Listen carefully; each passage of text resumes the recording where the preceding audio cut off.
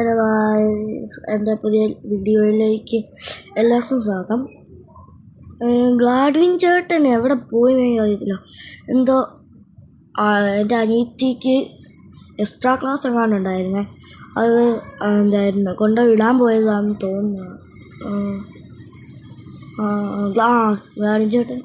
Gladwin ചേട്ടനുണ്ടല്ലോ, firing ഉണ്ടല്ലോ, സ്കൂളിൽ വിടാൻ പോയേക്കും. നിങ്ങളോടൊരു കാര്യം പറയാൻ വന്നതാണ്. നമ്മുടെ ഈ ഫുട്ബോളിലുണ്ടല്ലോ ഒരു ലിങ്ക് ഉണ്ട്.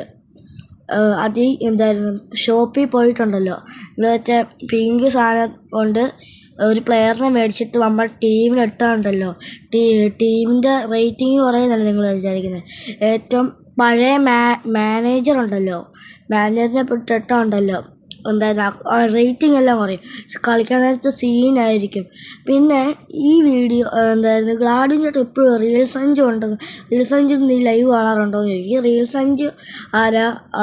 അവരൊന്ന് ഇവിടെ കമൻറ്റ് ഇടണേ.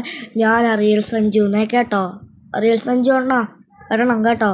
ഗ്ലാഡ്വിൻ ചേട്ടൻ എപ്പോഴും പറയും, ഗ്ലാഡ്വിൻ ചേട്ടൻ റിയൽ സഞ്ജു ആരാ?